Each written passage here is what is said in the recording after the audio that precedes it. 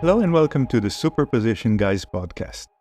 My name is Yuval, and my guest today is Denis Mandich, CTO of Qrypt, a post-quantum encryption systems company.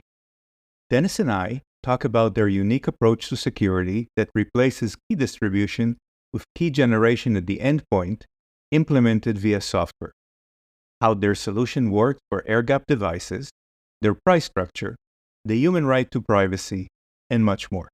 We hope you enjoyed this episode. Hello, Denis. Thank you for joining me today. Nice to meet you, Yuval. So who are you and what do you do? I'm the CTO and co-founder of Qrypt. We're a post-quantum encryption systems company building solutions that will be secure against quantum computers. To an outsider, all quantum security companies might look the same, right? Everyone's talking about key distribution or post-quantum cryptography.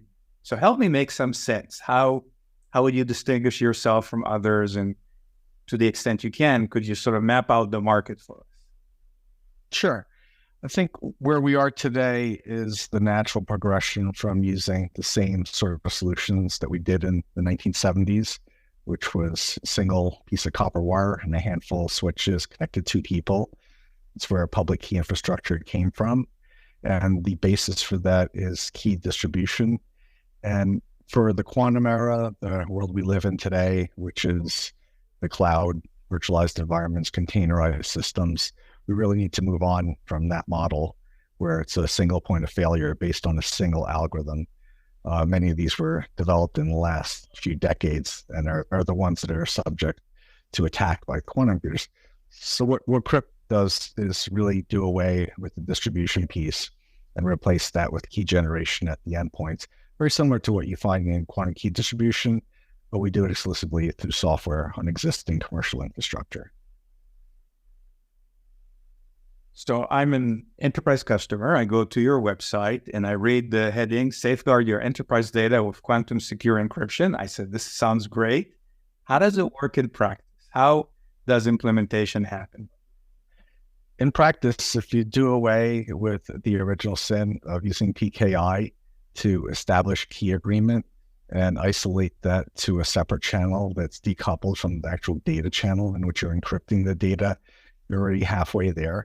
And if you can do away with the mechanism of distributing the keys altogether, you've gone all the way. So the way to do that is instead of using the current algorithms, RSA, and elliptical curves, or the post-quantum ones like Kyber to distribute keys, you can use them to exchange a small amount of metadata, which allows them to access Qrypt's quantum resources in the cloud. These are hardware sources. They're quantum entropy sources co-developed with Los Alamos and Oak Ridge National Labs and big universities around the world.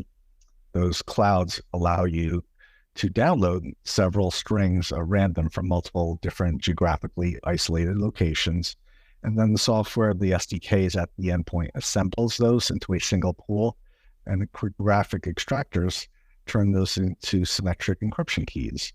And those can now be used in the same channel that was used for that first piece of public key exchange to distribute the encrypted data, but that data was made or encrypted with keys that were from a completely different mechanism unrelated to that channel.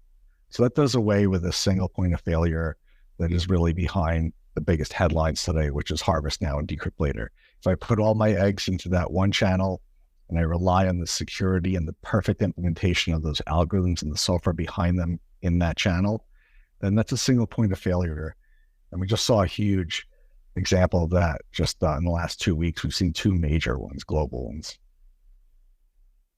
So if you got two endpoints and they're exchanging some metadata and then they're downloading essentially keys or key fragments from a server, doesn't that become the point of failure?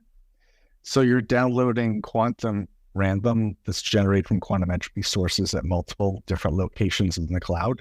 And there's no single source that you're getting it from. And everyone in the world can use any one of these sources, but you'll get different combinations of them. So downloading those to the endpoints isn't enough information for you even to restore the key material that's ultimately used. It's only enough information to assemble the raw materials.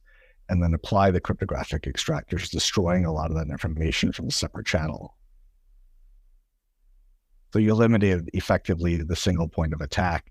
Yes, if someone is actually monitoring everything that goes in and out of your cell phone or your endpoint device, you can only achieve computational security. But it's, of course, far more complex to do it the way we're doing it, and it's a much harder problem.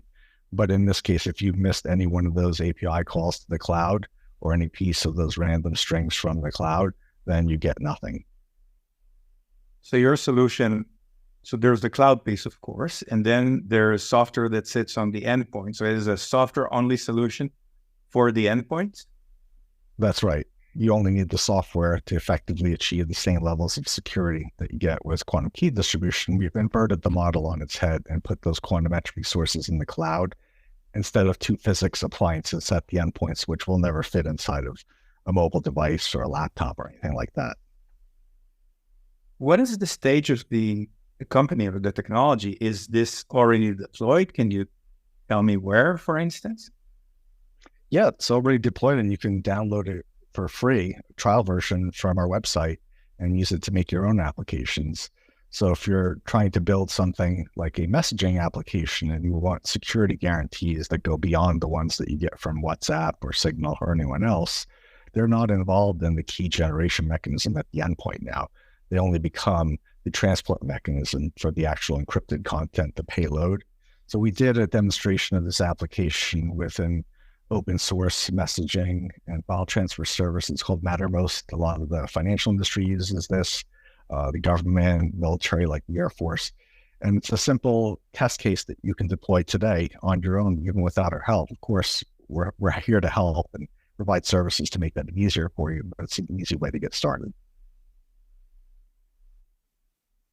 Is there any sense of making this for an air-gapped version? I mean, it sounds like I have to download something from the cloud. So what if I can't download at the moment? You know, I'm running this on a cell phone, I'm out of coverage, or I just don't want to connect to the cloud. How would that work?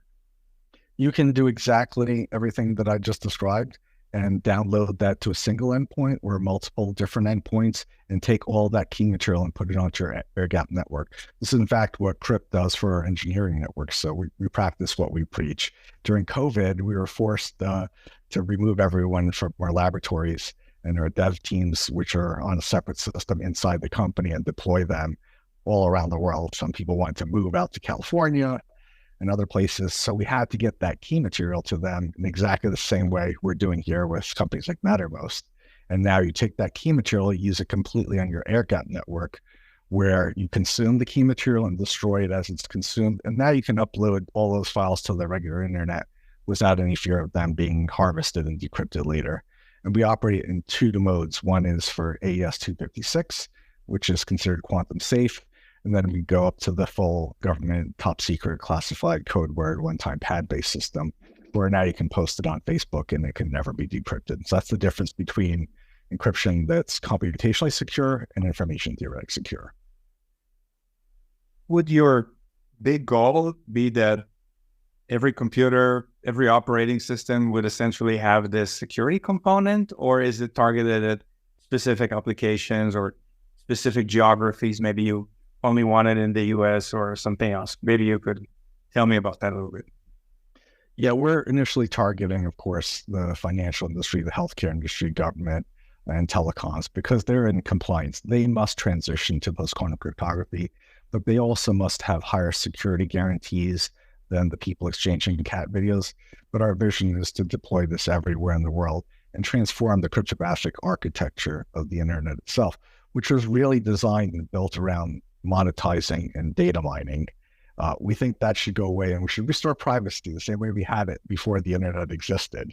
And this is a way to do it. We do not have all the information that you downloaded from us to be able to replicate the keys, because that little bit of PKI metadata they exchange contains the recipe or the cryptographic extractor parameters that will ultimately be used to make the key. And we never had access to that. We just made all the raw materials available so that there can never be a man in the middle. Nothing happens outside of the endpoints. The keys are never in flight. You saw this was a spectacular fail for Zoom during COVID when it was discovered that their end-to-end encryption was actually end-to-end, but not from the client endpoints, end-to-end to their server in China, and then from that Chinese server back to another endpoint in the US. Is there any standards effort that would govern or that you could say, well, we're compliant to X, or is it just something that you say, well, this really makes sense, we're just going to deploy it out there? We're using the same compliance-based algorithms, and we absolutely believe no one should roll their own crypto. There's no security through obscurity here. We have published everything. So we use those same post-quantum algorithms like Kyber to do that metadata exchange that establishes that key at the endpoint. We just use it in a different way. Instead of distributing keys, that's the mechanism that needs to go away forever and be replaced with a mechanism like what Qrypt is doing. It doesn't have to be what Qrypt is doing, but this is a perfect solution that's market ready right now to overcome that burden of the harvest now and decrypt later threat. And if I'm a customer, do I get charged by the number of keys I download, or is it per endpoint? How does it work financially? Since it doesn't really matter how many endpoints you have, it really matters how much entropy you consume from the cloud. So if you're only generating AES keys, which we do this right now for some customers that use HashiCorp Vault.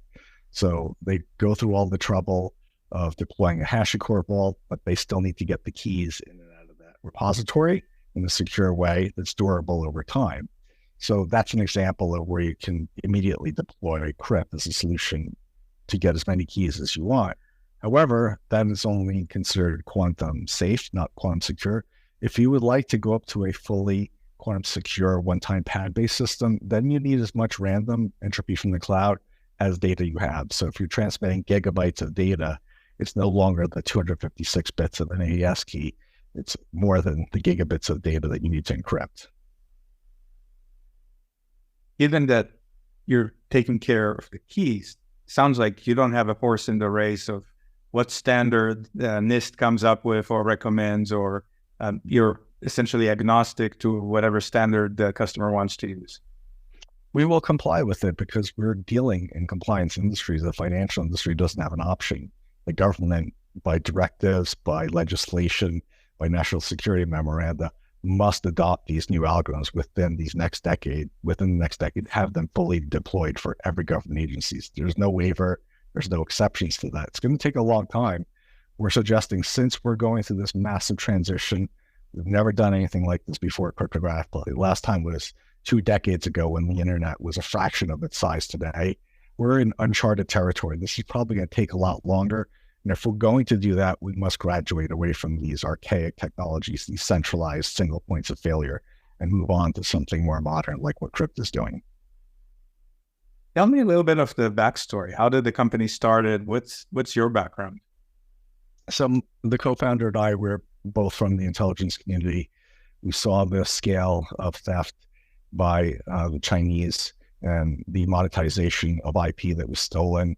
This is going over 10 or 15 years. And really a decade ago, at the time, the head of the NSA, General Alexander, came out and publicly said, look, this is the single greatest transfer of wealth from one country to another in human history. We don't know if we survive this or where this goes.